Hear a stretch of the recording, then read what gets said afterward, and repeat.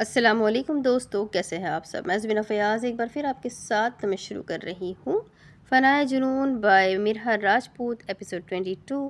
اور شروع کرنے سے پہلے ہمیشہ کی طرح کہوں گی کہ اگر آپ میرے چینل پر نئے ہیں یا اب تک چینل کو سبسکرائب نہیں کیا تو پلیز چینل کو سبسکرائب کر لیں، بیل آئیکن کو ضرور دبا دیں، کمنٹ کر کے ضرور بتائیں کہ آپ کو میرے پڑھے ہوئے ناولس کیسے لگتے ہیں اور یہ ناول آپ کو کیسا لگ رہا ہے، کون سا کیریکٹر آپ کو سب سے زیادہ مزیدار لگ رہا ہے اور کس کیریکٹر میں آپ کو آگے جاننے کی بہت زیادہ دلچسپی ہو رہی ہے۔ اور ساتھ ہی میں یہ بھی ضرور بتائیے گا آپ کس کنٹری سے، کس جگہ سے میرے ویڈیوز کو واچ کرتے ہیں، تاکہ مجھے بھی پتہ چلے کہاں کہاں تک میرے ویڈیوز جا رہے ہیں۔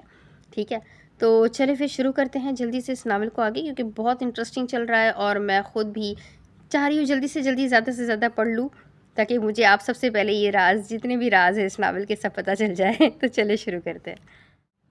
شوٹ سے سیدھا وہ مشائم کی چچی کے گھر کی جانب روانہ ہو گئی۔ ان کی لمبی گاڑی گاؤں کی دہلیز پر جا کر رکی تو سب گاؤں والے آنکھیں پھاڑ پھاڑ کر اس شاندار گاڑی کو دیکھنے لگے۔ میڈم، آگے گاڑی نہیں جا سکتی، آپ کو چل کر جانا پڑے گا، ڈرائیور شائستگی سے بولا تو شاسمین بیگم اپنی سن گلاسز لگاتی، اپنے بیگ کو پکڑتی، مغرورانہ انداز میں گاڑی سے باہر نکلی۔ سب گاؤں والوں کی نظریں گاڑی سے نکلتی عورت پر پڑی، جسے ایک نظر دیکھتے ہی وہ سب پہچان گئے۔ ارے یہ تو ٹی وی والی ہے! جلد ہی ان کے ارد گرد ہجوم لگ گیا۔ ہاں، یہ تو شاسمین صاحبہ ہے جو ٹی وی پر آتی ہے، فلم اسٹار ایکٹریس۔ لوگوں نے ستائشی نظروں سے دیکھتے ان کی جانب بڑھنے لگے جب ان کا ڈرائیور ان کے آگے آ کر کھڑا ہوا۔ میم پلیز ایک سیلفی دے دیں۔ ان میں سے ایک نوجوان اپنا ٹوٹا پھوٹا موبائل لے کر آگے ہوا تو شاسمین بیگم نے حقارت بھری نظروں سے ان سب کو دیکھا۔ ڈرائیور، ان سب کو قابو میں کرو۔ لوگ ان کی جانب بڑھنے لگے جب وہ ایک ادا سے بولتی، نٹ کھٹ انداز میں وہاں سے نکلتی۔ سامنے ہی ایک بوسیدہ گھر کی جانب بڑھ گئی۔ انہوں نے دروازہ بجایا اور اپنا مفلر صحیح کیا۔ دھوپ کافی نکلی ہوئی تھی، انہیں ڈر تھا ان کی اسکن نہ خراب ہو جائے، اس لیے وہ زور زور سے دروازہ بجانے لگی۔ ارے بھائی صبر کر لو، 10 ہاتھ ہے کیا جو بجائے جا رہے ہو؟ حلیمہ بیگم تیز لہجے میں بولتی، اپنے ہاتھ دوپٹے سے خشک کرتی، چہرے پر بیزاری لیے دروازے کو کھولنے لگی۔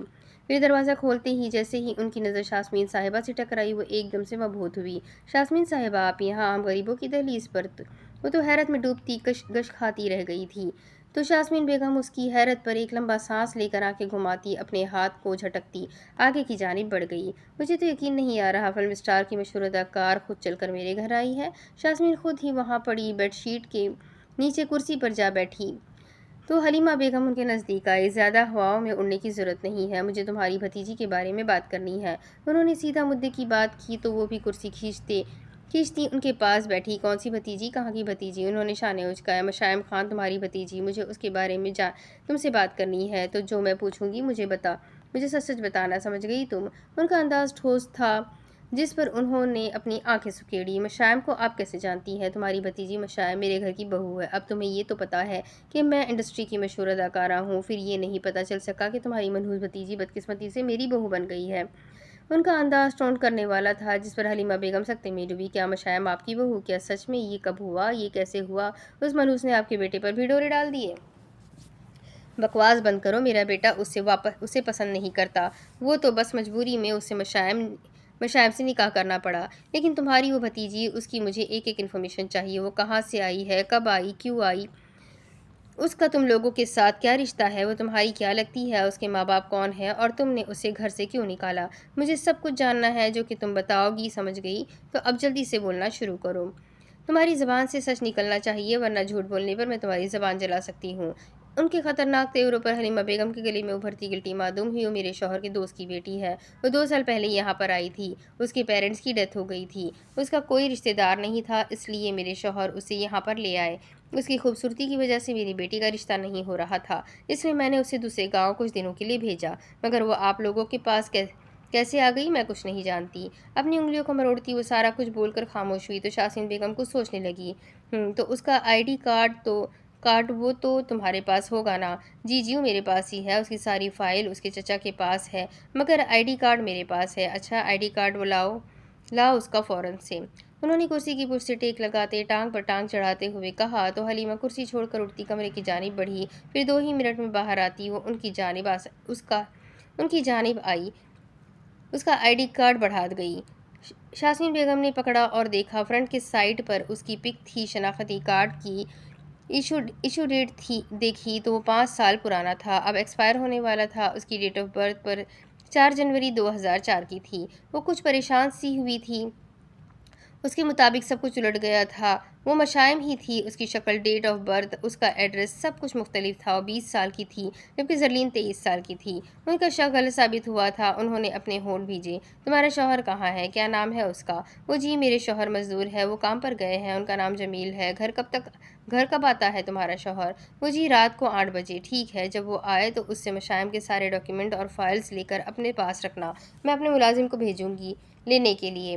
وہ کھڑک لہجے میں بولتی اٹھ کھڑی ہوئی۔ یہ ID کارڈ میں اپنے ساتھ لے کر جا رہی ہوں، باقی تفتیش میں کر لوں گی، بس دھیان رکھنا تم جھوٹی نہ ثابت ہو ورنہ تمہارے لیے اچھا نہیں ہوگا۔ ان کے چہرے پر پھنکارتی وہ ان کا حلق خوش کرتی آگے کی جانب بڑھ گئی۔ رات کو میرا ملازم آئے گا، فائل اس کے حوالے کر دینا۔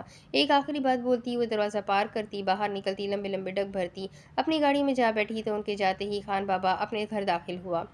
ہاں جی، یہ سب کیا تھا؟ کیوں بلوایا آپ نے مجھ سے جھوٹ؟ آپ کو پتہ ہے وہ مجھے دھمکی دے کر گئی ہے۔ وہ اندر آئے تو حلیمہ بیگم ان کی جانب لپکتی ہوئی بولی، ڈرنے کی ضرورت نہیں ہے، وہ کچھ نہیں کرے گی، بس تم نے بی بی جی کے بارے میں کچھ نہیں بتایا، یہی کافی ہے۔ خان بابا نے پرسکون سانس لی۔ ہاں جی، یہ کون ہے بی بی جی؟ کس کے لیے آپ یہ سب کر رہے ہیں؟ اور مشائم کے بارے میں جھوٹ کیوں بولا؟ کون ہے وہ؟ کیا وہ آپ کے دوست کی بیٹی نہیں ہے؟ نہیں حلیمہ، وہ میرے دوست کی بیٹی نہیں ہے۔ میں تمہیں سچائی نہیں بتا سکتا جب تک بی بی جی نہیں بول دیتی۔ رات کو فائل وہ لینے آئے گی، انہیں فائل دے دینا۔ انہیں الجھنوں میں الجھا چھوڑے وہ کمرے کی جانب بڑھ گئے تو پیچھے حلیمہ بیگم اپنی پریشانی مسلتی ہی رہ گئی۔ دوسری طرف زاویہ نے بہت کڑوا سیرپ ہے، میں یہ نہیں پیوں گی، پلیز مت پلائے مجھے۔ ہسپتال سے آنے کے بعد وہ اسے دوائی کھلا رہا تھا مگر وہ بچوں کی طرح نخرے کر رہی تھی۔ مشائم جلدی سے منہ کھولو ورنہ ریکور کیسے کرو گی؟ اس کی کوشش جاری تھی۔ نہیں، مجھے نہیں ہونا ریکور، میں اب ٹھیک ہوں، دیکھیں اب درد بھی نہیں ہوتا۔ مشائم نے اپنا بازو ہولے سے ہلاتے اسے یقین کروایا۔ مشائم ضد مت کرو، ڈاکٹر نے بولا ہے تمہیں پینا پڑے گا۔ نہیں زاویہ نے بہت کڑوا ہے، میں نہیں پی سکتی۔ مشائم نے منہ کے عجیب و غریب زاویے بنائے تو زاویہ نے جان بوجھ کر اسے کڑے تیور سے دیکھا۔ مشائم جلدی سے منہ کھولو ورنہ میں تمہیں ہسپتال لے جا کر انجیکشن لگوا دوں گا۔ زاویہ نے دھمکی دی تو مشائم نے رونی صورت بناتے منہ بسور کر ہار مانتے ہوئے تھوڑا سا منہ کھولا تو زاویہ نے فوراً سے چمچ اس کے منہ پر ڈالا۔ ایو زاویہ، یہ بہت گندا ہے، پانی دے مجھے جلدی۔ مشائم نے سیرپ کو اندر نگلتے اکائی والا منہ بنایا تو زاویہ نے چمچ کو سائیڈ پر رکھتے سیرپ بند کیا۔ نو مشائم، سیرپ کے بعد پانی نہیں پیتے ورنہ اثر نہیں ہوتا۔ شاپرز کو سائیڈ پر رکھتے اس نے اپنی نظریں مشائم کے چہرے پر مرکوز کی جو منہ کے عجیب و غریب زاویے بناتی اسے مسکرانے پر مجبور کر رہی تھی۔ ایسا نہیں ہوتا، آپ پلیز مجھے پانی دے ورنہ مجھے الٹی آ جائے گی۔ اس کے تاثرات بدلنے لگے۔ نہیں آئے گی، ابھی میں نے کچھ نہیں کیا، تم پرسکون ہو جاؤ۔ زاویہ نے زبانی بولتے اس کا دھیان بھٹکانا چاہا جب اس کی بانی خیز بات پر مشائم کے گلے میں کچھ اٹکا۔ آپ نے ہی تو کیا ہے، مجھے گندا سیرپ پلا دیا، اب میرے منہ کا ذائقہ چینج ہو گیا، مجھے گندا فیل ہو رہا ہے، اب میں تمہیں اچھا فیل کیسے کرواؤں مشائم؟ زاویہ تھوڑا اس کے قریب ہوا اور اس کے گلابی ہونٹوں کی جانب دیکھنے لگا جس پر وہ بار بار زبان پھیرتی اپنے منہ کا ذائقہ تبدیل کرنا چاہ رہی تھی۔ مجھے نہیں پتا، کچھ کرے، مجھے گندا فیل ہو رہا ہے۔ مشائم جیسے ہی بول کر خاموش ہوئی، بے قول زاویہ نے چھت پھاڑ کر کہا لگایا۔ دوسری طرف ڈاکٹر شنایا کو چیک کر کے جا چکے تھے۔ انہوں نے کچھ میڈیسین لکھ کر دی تھی جسے میڈیکل سٹور سے لینے کے لیے بالادشاہ خود گیا تھا۔ وہ روشی کے ساتھ اپنے کمرے میں موجود تھی۔ اس کی طبیعت کا سن کر زارا بیگم اور نیہان تھوڑی دیر پہلے ہی اس سے حال احوال دریافت کر کے گئی اور اب وہ روشی کے ساتھ ان پیٹس کو انجوائے کر رہی تھی جو نیہان بنا کر لائی تھی۔ شنایا تم مت کھاؤ، تمہاری طبیعت نہیں ٹھیک۔ روشی نے اسے روکا مگر وہ چٹپٹا کھانا دیکھ کر بخار کو بھول چکی تھی۔ روشی، تھوڑا سا بخار ہے، بس زیادہ کچھ نہیں ہوا مجھے، ٹھیک ہوں میں، توے کی طرح گرم ہو اور بول رہی ہو تمہیں کچھ نہیں ہوا، آرام کرو ورنہ تمہارا شوہر پھر سے تمہارے لیے پاگل ہو جائے گا۔ روشی نے دیکھا تھا بالادشاہ جس انداز میں اس کی فکر کر رہا تھا، بار بار اس کا بخار چیک کر رہا تھا، اس کے لیے پریشان تھا، البتہ اس کی بات پر شنایا نے ٹوٹتے وجود سے بمشکل کہا لگایا، وہ بھاگئی پاگل ہے، مجھے تو خود کبھی کبھار ان کی سمجھ نہیں آتی کہ غصہ کر رہے ہیں کہ پیار کر رہے ہیں۔ اچھا، تو پیار بھی کرتے ہیں؟ روشی نے مزاحیہ ایبرو اچکائے پوچھا تو شنایا کے پیلے پڑتے چہرے پر خوش فضا کے رنگ بکھرے۔ نہیں، وہ میرا مطلب بات اس انداز میں کرتے ہیں نا۔ شنایا نے بات کا رخ بدلا۔ ان کا تو نہیں پتا لیکن مجھے لگتا ہے تمہیں ان سے پیار ہو گیا ہے۔ اس کے چہرے پر کھلتے رنگوں کو دیکھ کر روشی نے اندازہ لگایا، شاید۔ روشی کے تفتیش سے پوچھنے پر شنایا کے لبوں سے بے اختیار فقط ایک لفظ ادا ہوا، میرا مطلب اتنے ٹائم سے ساتھ رہ رہے ہیں تو بس اٹیچمنٹ ہو گئی، تم بھی کیا باتیں لے کر بیٹھ گئی، کچھ اپنے بارے میں بتاؤ۔ شنایا، وہ شیخ عالم اس نے دوبارہ تو نہیں تنگ کیا تمہیں؟ کیا تم ابھی بھی اسے پیسے دیتی ہو؟ روشی کے لہجے میں کچھ تو تھا جو شنایا نہ جان سکی۔ نہیں، جب سے یہاں آئی ہوں میں نے کوئی رقم نہیں بھیجی اسے، اور تمہیں پتہ ہے بالاج کو اس بارے میں پتہ چل گیا تھا۔ اتنا سب کچھ ہوا نا ان دنوں میں تمہیں کیا ہی بتاؤں۔ شنایا نے اپنے ماتھے پر ہاتھ رکھتے اپنا سر نفی میں ہلایا تو روشی جاننے کے لیے بے چین ہوئی۔ شنایا کیا ہوا مجھے بتاؤ تم؟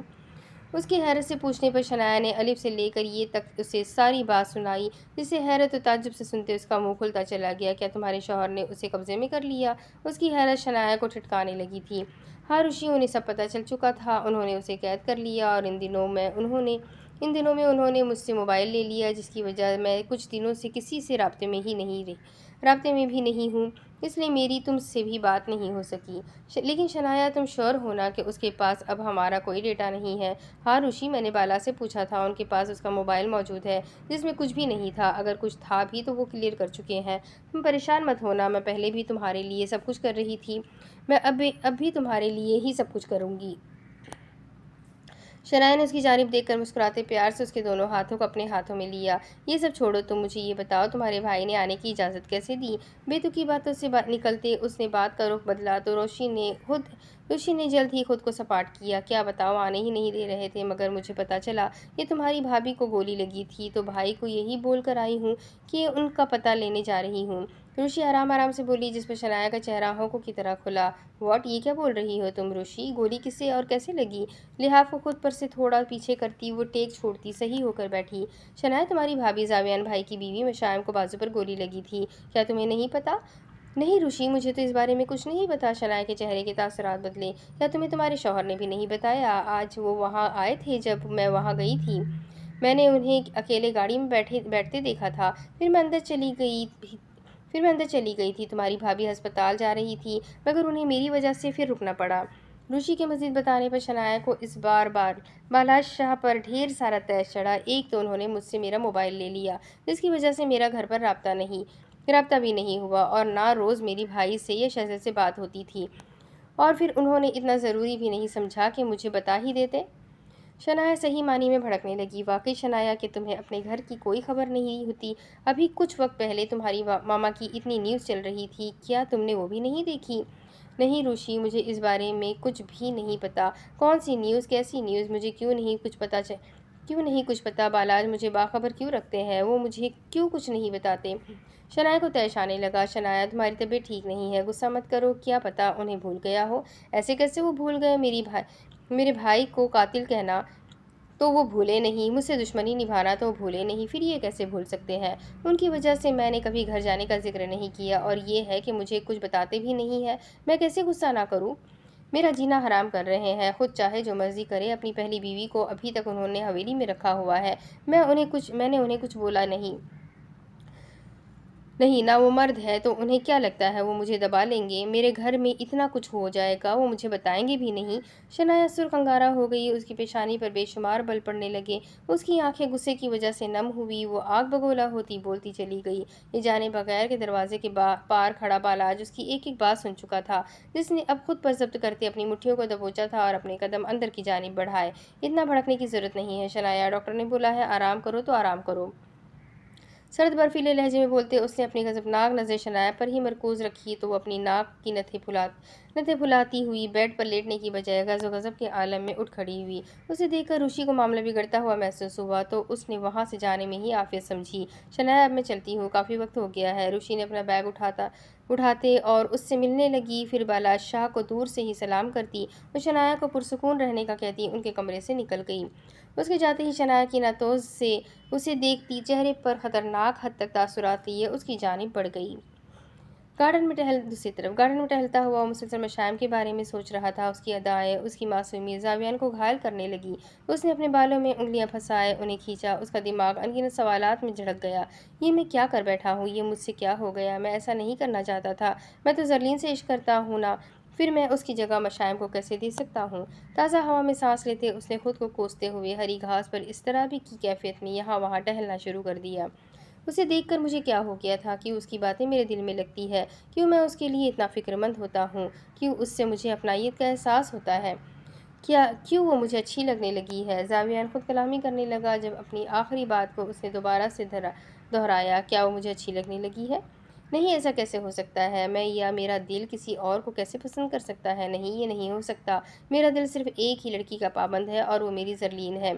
میرا دل بے وفائی نہیں کر سکتا، میں ایسا نہیں ہونے دے سکتا۔ اس کی سرمئی آنکھوں میں نمی اور وحشت ایک ساتھ آئی تھی، اس کی سفید رنگت پھیکی پڑنے لگی تھی، اس کے کان سرخ ہو گئے تھے۔ زاویان خود کو سنبھال، تو صرف زرلین سے عشق کرتا ہے، اس کے علاوہ کسی دوسری لڑکی کو اپنے دل میں جگہ نہیں دے سکتا۔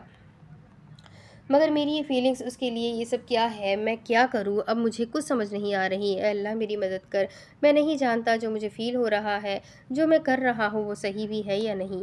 اس نے اپنا سر اوپر آسمان کی جانب اٹھایا، وہ اللہ کو یاد کرنے لگا تھا۔ حالانکہ ایسے معاملات میں وہ اکثر اللہ کو بھول جاتا تھا۔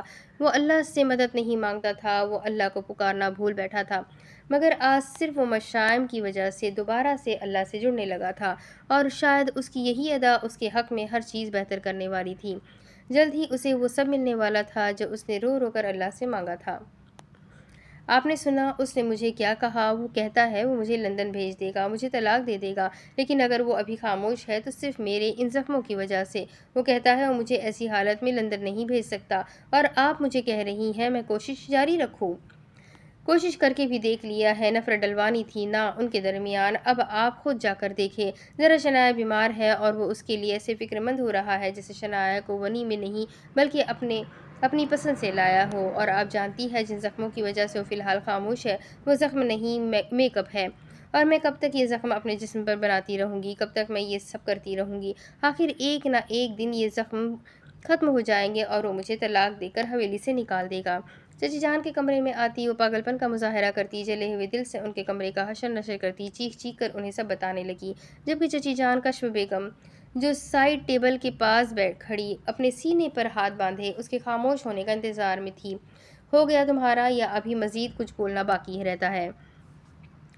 ان کا لہجہ اور انداز جلا دینے والا تھا۔ وہ پہلے ہی سلگی ہوئی تھی کہ مزید سلگنے لگی۔ بالاج نے تمہیں یہ سب بولا؟ سیریسلی تم ہوش میں تو ہو؟ وہ بھلا تمہارے زخم بھرنے کا انتظار کیوں کرنے لگا؟ پچھلے 2 مہینوں میں جتنا وہ غصے میں تھا تمہاری حرکت کی وجہ سے، ہمیں تو یہی لگا تھا اگر تم سامنے آئی تو بنا کچھ سوچے سمجھے تمہیں طلاق دے دے گا، مگر اس نے ایسا کیوں نہیں کیا؟ سوچنے والی بات ہے۔ چچی جان گہری سوچ میں ڈوبی۔ اس نے مجھے طلاق کیوں نہیں دی؟ آپ یہ سوچ رہی ہو مجھے طلاق نہ دے؟ آپ یہ کیوں نہیں سوچ رہی؟ امبر شاہ اپنے آپے سے باہر ہوتی چیخی جب چچی جان اس کے پاس آتے ہی اپنا ہاتھ ہوا میں لے کر جاتی، اسے ہوش دلانے کے لیے ایک شاندار تھپڑ اس کے منہ پر مار گئی۔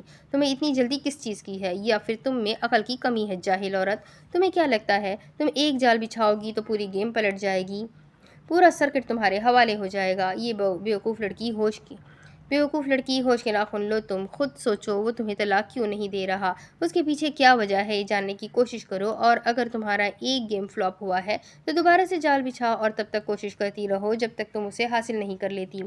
چچی جان کا انداز ٹھوس تھا جب امبر شاہ نے آنکھوں میں ہلکی نمی لیے اپنے سرخ ہوتے گال پر ہاتھ رکھتے انہیں دیکھا۔ اور کیا ہی وجہ ہو سکتی ہے؟ محبت تو وہ مجھ سے کرتا نہیں ہے جو ابھی تک مجھے بغیر وجہ کے اپنے در پر بٹھائے رکھے۔ عقل سے پیدل لڑکی، جذباتی ہونے کی بجائے یہی سوچو کہ ایسا کیا ہے جو ابھی تک وہ تم سے رشتہ رکھنا چاہتا ہے۔ میں نہیں جانتی کیا ہے اور کیا نہیں، مگر وہ دن بدن شنایا ملک کے قریب ہوتا جا رہا ہے، میں صرف یہ جانتی ہوں، اور مجھے یہ ذرا برداشت نہیں۔ امبر شافے سے جذباتی ہوئی تو چچی جان کا دل چاہا اسے ایک اور کھینچ کر لگائے۔ اچھا تب یہ بالاج کے لیے محبت کہاں تھی جب تو اس کے منہ پر کالف مل کر چلی گئی تھی؟ ان کا انداز اس قدر تیکھا تھا کہ اس کے کان سے دھواں نکلا تھا اور ان کا چھوڑا تیر نشانے پر جا لگا تھا۔ چچی جان آپ بار بار مجھے سناتی کیوں ہے؟ تانے کیوں دیتی ہیں؟ مانتی ہیں مجھ سے غلطی ہو گئی، مگر ہر بار آپ کا مجھے طنز کرنا ضروری ہے کیا؟ ہاں بہت ضروری ہے، تجھے پتا ہونا چاہیے تو نے کیا غلطی کی ہے اور اسے کبھی دہرانا نہیں ہے، ورنہ تو پھر سے ہاتھ ملتی رہ جائے گی۔ آپ میرے ساتھ ہے یا بالاج کے ساتھ ہے؟ امبر نے غصے سے دانت کچکچاتے ہوئے کہا۔ ظاہر ہے تمہاری سائیڈ ہوں، ورنہ بالاج کی سائیڈ ہوتی تو کب کے تجھے حویلی سے نکلوا چکی ہوتی۔ انہوں نے ناک سے مکھی اڑانے والے انداز میں کہا تو امبر شاہ نے آنکھیں سکیڑی۔ مجھے حویلی سے نکالنے کے بارے میں سوچنا بند کرے اور اب یہ سوچے کہ کس طرح اتنے کم وقت میں ہم شنایا کو بالاج سے دور کریں اور مجھے بالاج کے قریب کریں۔ اس کا بندوبست بھی میں کر چکی ہوں، تھوڑی تھوڑی آگ لگانے کے بعد ہم بلاسٹ کریں گے اور دیکھنا اس بلاسٹ میں شنایا کی سوچ بھی بالاج سے بہت دور چلی جائے گی، پھر بالاج پر صرف تیرا راج ہوگا۔ بات کے آخر میں وہ کچھ سوچ کر مسکرائی تھی۔ اب کیا پلاننگ ہے؟ وہ تشویش سے پوچھنے لگی تو چچی جان نے آگے کا سارا پلان اس کے گوش گزار کر دیا۔ दूसरी तरफ क्यों नहीं बताया आपने मुझे ये सब? मशाइम को गोली लगी। आप वहाँ गए भी थे, मगर आपने मुझे अनजान क्यों रखा? अब आप क्या चाहते हैं मुझसे? शनाया मलिक अपनी हालत को नज़रअंदाज करती उसके बिल्कुल सामने जाकर खड़ी होती चीख चीख कर बोली, शनाया, इतना ओवर रिएक्ट करने की ज़रूरत नहीं है। खुद पर ध्यान दो और लेटो जाकर। बादशाह का अंदाज फ़िलहाल सपाट तहमल भरा था। मैं ओवर रिएक्ट कर रही हूँ? क्या अपनों के लिए? परेशान होना ओवर रिएक्ट है बादशाह? शनाया चीर फाड़ देने वाले लहजे में बोलती, सुलगती हुई मजीद उसकी जानिब बढ़ी। जी हाँ, तुम ओवर रिएक्ट कर रही हो। और कौन अपना? वो तुम्हारी भाभी मशाइम। उसे तो तुम जानती तक नहीं हो। बालाज ने अपनी पुश्त पर हाथ बांध लिए। क्यों नहीं जानती मैं? उनका निकाह मेरे निकाह से पहले हुआ था। मैं मिली हूँ उससे, मैं जानती हूँ उसे। जब आप वहाँ गए थे तो फिर आपने मुझे क्यों नहीं बताया? शनाया को इस वक्त गुस्सा सिर्फ इस बात का था कि उसने उसका मोबाइल क्यों लिया, जिसकी वजह से वो किसी से राब्ता भी नहीं कर पा रही थी। मैंने बताना ज़रूरी नहीं समझा। अब बिना चूचरा किए बगैर बेड पर जाओ और लेटो, आराम करो। तुम्हें आराम की सख्त ज़रूरत है। बालाज उसे कलाई से पकड़ता बेड की जानिब बढ़ने लगा जब शनाया ने ज़ोर से अपनी कलाई को झटक कर उसके मर्दाना भारी हाथ से अपनी कलाई निकाली। नहीं करना मुझे आराम, और आपको मेरी फिक्र करने की ज़रूरत नहीं है। मैं जीऊँ या मरूँ, आपको तो ज़रा फ़र्क नहीं पड़ना चाहिए। वो तल्ख लहजे में जहर उगलती गजबनाक नज़रों से घूरने लगी जब बादशाह के चेहरे पर मध्यम सी मुस्कुराहट नमूदार हुई, और वो उसी वक्त उसकी जानिब लपका। मुझे फ़र्क पड़ेगा या नहीं, इसकी फ़िक्र तुम मत करो। इतनी आसानी से तुम्हें मरने थोड़ी ना दूंगा। बेफिक्र रहो और अब चुपचाप बेड पर जाकर लेट जाओ, वरना तुम जानती हो मेरे पास और भी बहुत से तरीके हैं तुम्हें लिटाने के। शनाया की जानिब बढ़ते, एक ही जिस्त में उसके जबड़े को अपने हाथ में लेते, उसका चेहरा अपने चेहरे के करीब करते, वो थोड़े नॉर्मल लहजे में दहाड़ा, क्या कर लेंगे आप ये रौब झाड़ने के अलावा? आपको आता ही क्या है? और एक बात जान ले, मैं आपकी गुलाम नहीं हूँ कि जो आप बोलेंगे मैं वो करूँगी। मुझ पर ध्यान देना बंद करे और ज़रा खुद पर भी ध्यान दे ले। दो बीवियाँ घर रखी हुई है, इस बात पर भी कभी ध्यान दे लिया करे। आप अपना जबड़ा छुड़वाते वो बोली तो जलन की एक खतरनाक लहर उसके पूरे जिस्म में सरायत करने लगी। तकलीफ है ना? कि तकलीफ है क्या? बादशाह ने महज एब्रोच का, हाँ बहुत तकलीफ है। या तो मुझे रखे इस हवेली में या फिर उसे रखे। वो बेइख्तियार बोलने लगी तो बुखार की वजह से वो चिड़चिड़ी होने लगी थी, या फिर वाकई उसे अब अम्बर शाह से अच्छी खासी जलन होने लगी थी। तुम्हें तो मैं हर हाल में अपने पास रखूंगा। अगर तुम मर भी गई ना, तो तुम्हारी लाश को भी मैं अपने बेडरूम के नीचे ही दफन करूंगा। और रही बात अम्बर शाह की, तो उसे मैं अभी नहीं छोड़ सकता। मुझे उस पर शक है। जब वो क्लियर हो जाएगा मैं उसी वक्त उसे छोड़ दूंगा। बालाज ने इस दौरान उसकी टूटी हालत को देखा था। उसका दिल चाहा था वो उसे खुद में समेट ले, मगर वो खुद पर ना चाहते हुए भी जबर कर गया। शनाया ने साकित नज़र से उसे देखा और 2 पल के लिए खामोश हुई। मुझे सियाह हवेली जाना है। जज्बात से आरी चेहरे से वो सिर्फ इतना ही बोली। उसका टेम्परेचर बढ़ने लगा था, उसे अब कमज़ोरी का एहसास होने लगा था। क्या तुम पागल तो नहीं हो गई, या फिर बुखार में अपना दिमागी तवाज़ुन खो बैठी हो? इस वक्त बालाज को उसकी दिमागी हालत पर शुबा हुआ। मैंने कहा है मुझे अपने घर जाना है। मुझे अब यहाँ नहीं रहना तब तक जब तक आपकी पहली बीवी यहाँ से चली नहीं जाती। शनाया का अंदाज बेतासुर था। वो सपाट हो गई थी, ना जाने क्यों वो कमज़ोर पड़ने लगी थी। बादशाह समझने से इनकारी था कि उसे अम्बर शाह से आखिर क्या मसला पेश आने लगा है। तुम्हें आखिर मसला क्या है शनाया?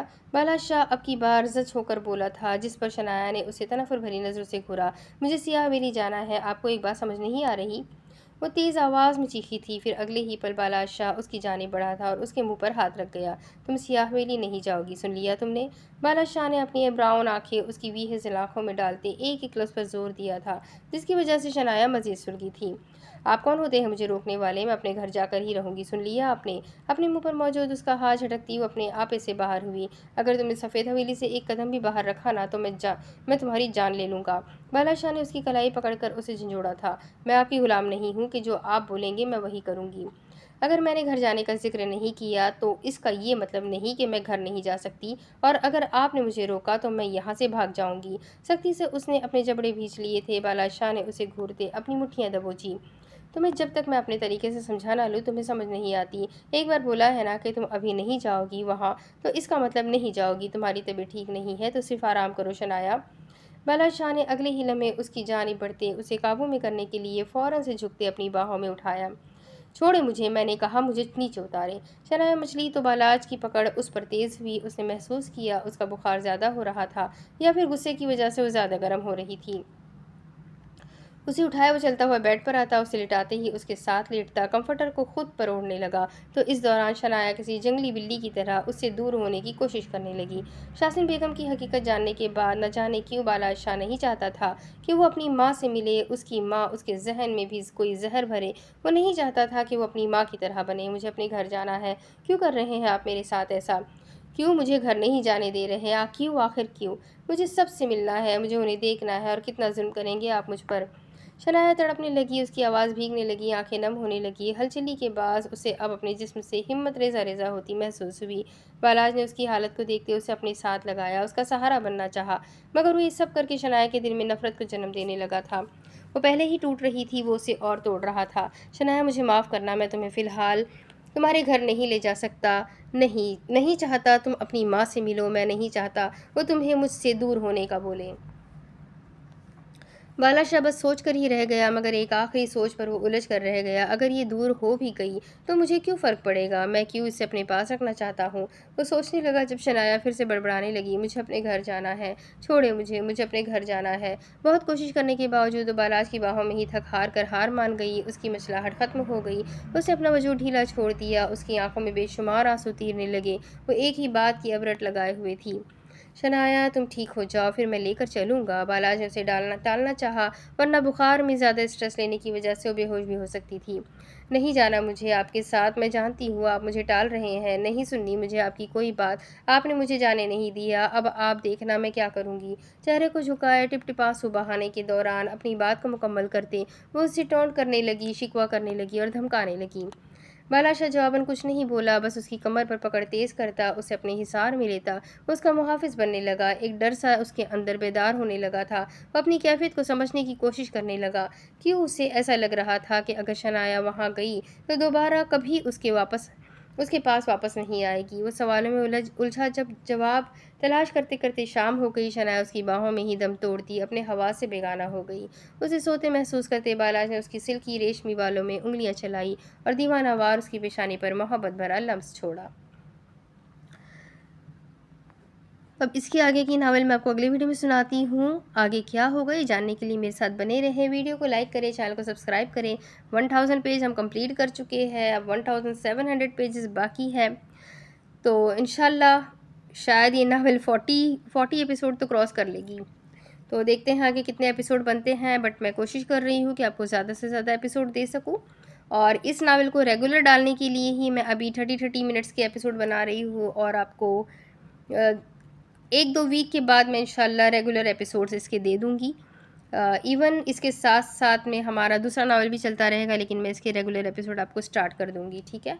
तो इंशाल्लाह चलें, फ़िलहाल के लिए अल्लाह हाफ़िज़। अपना खूब सारा ख्याल रखें, मुझे भी दुआओं में याद रखें। वीडियो को लाइक ज़रूर करें। अल्लाह हाफ़िज़।